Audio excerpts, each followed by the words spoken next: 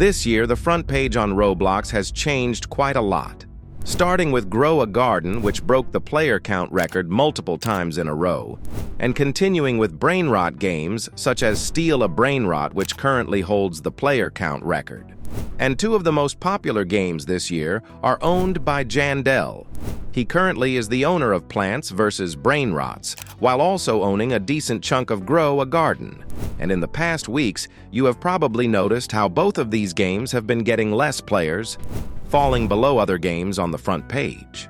And obviously, it's not a secret. A game can't just keep its player count stable the entire time. Eventually, players will begin to quit. But in this case, we're talking about how fast a game is losing players. Both Steal a Brainrot and Grow a Garden are trendy kid games, yet Grow a Garden right now goes below 100,000 players sometimes, while Steal a Brainrot still keeping up not far from as good as it was back in summer. And let's not even talk about Plants vs. Brainrots, which barely lasted a month before noticeably going down in player count. The difference here is how the developers and owners of those games treat their game and how they update them. Grow a Garden started off just as any other game and quickly was partially bought by Jandel.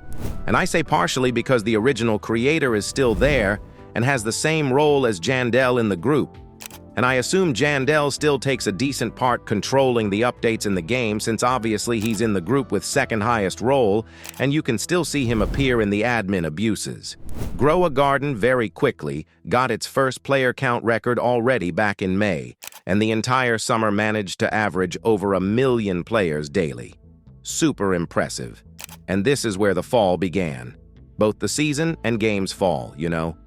Plants vs. Brainrots were also created by someone else, but in this case, Jandel bought the entire game, so he shows up as the owner of the group for this game. It also gained players very quickly, but even faster started to lose them. And today, it doesn't average 100,000 players anymore. Even on a Saturday, it can struggle to average 100,000. Basically, the situation for both of these games isn't exactly good. And going back a bit, Steal a Brainrot is owned by a different person and is developed by different developers, and this game manages to still hold one of the top spots on the front page every day. The difference here isn't what the game's idea is, but what the players get to play with. Grow a Garden has received many updates, and at first they were pretty good because they felt unique and new. But with time, the updates became more and more repetitive, basically copying previous updates with some small changes and calling it a day. And even the current updates feature the same kind of content you'd see a few months ago. A shop that sells you event items for basic currency? Yeah, we have seen this many times before. And this thing where you need to submit plants with certain mutation totally never happened before, right? It feels like the only unique thing about this event is the advent calendar, but this is just a very common thing to be added in games, so it would have been weird to not see it in this event. Plants vs. Brainrots has the exact same problem. The updates just feel repetitive, or just don't feel like they have much content. Part 1 of the event introduced us to this conveyor thing, which is a copy of Battle Pass. Quests give the exact same amount of XP as Battle Pass. There's even a shop for tokens just like in the Battle Pass. Both of the games face the same update problem, despite having actually tens of developers in the groups. And in Grow a Garden's case, the latest update, which is Part 3 Christmas event, actually does not make the situation any better. The entire update is just this thing, very similar to Part 2, but with some small changes to it. But leaving updates behind, let's get to something more juicy, the pay-to-win aspects of these games. Grow a Garden was known as a more free-to-play game, no game passes, and not that many developer products either. And while there is still no game passes, developer products did change. They can have 3 different loot boxes in the game at the same time. There is this pet called Krampus. In the free-to-play present, it has the chance of 1 in 2,000.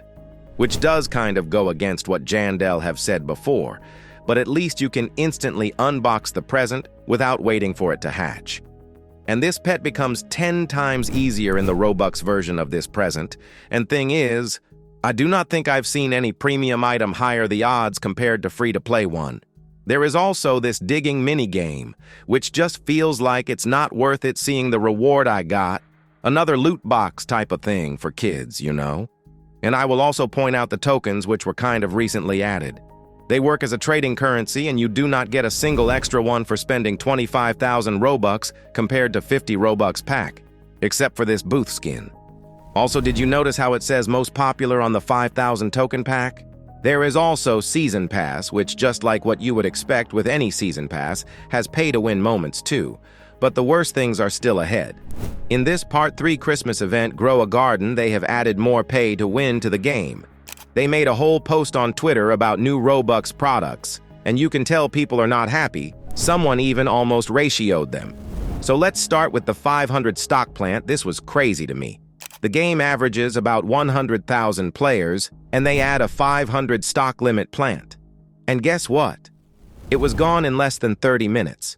I have not seen a single big game on Roblox create such a low stock Robux item, and the reason Grow a Garden did it is to cause the fear of missing out, and they are maxing it out at this point.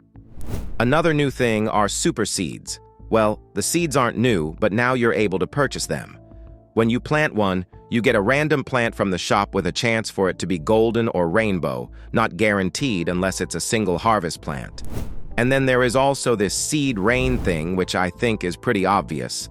And something I noticed is that at first, they removed all of the new products from shop, but later only returned one of the super seed products, which I found weird. But I'm guessing it might be because of backlash. Now let's slightly focus more on the plants versus brainrots.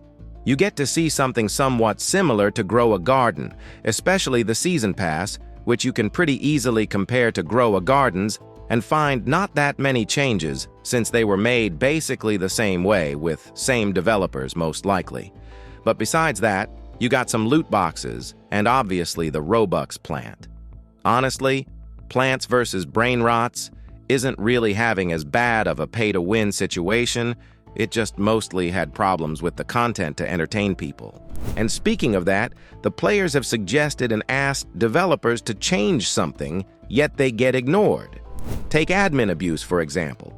This is when players gather to get free stuff, and Jandel, as well as others who do admin abuses, managed to screw this up too. The admin abuse for Part 2 Christmas event was so lame, people openly hated it. Here's a tweet about the update, and top 5 comments are all about how bad the admin abuse was. And it really shows 2 weeks ago, game got about 1.6 million players on update. Then a week ago, which is Part 2 of Christmas event, it didn't reach 900,000 players, and the Part 3 of Christmas event didn't reach 700,000 players. No need to be an expert to see that the game is just falling more and more. If you were to check like and dislike count, you'll see quite a lot of dislikes on Grow a Garden. It is not that bad on plants versus brainrots, though. It feels like they simply ignore the community. Everyone asked to make a present timer shorter in Part 2, and that never happened. Using this as an example. Players are not hating to hate, but to make the game better because they are the ones who want to play it.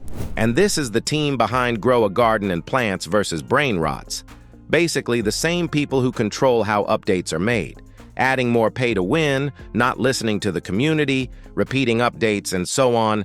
It seems player count going lower really does make some more and more greedy. And this is especially noticeable with Grow a Garden.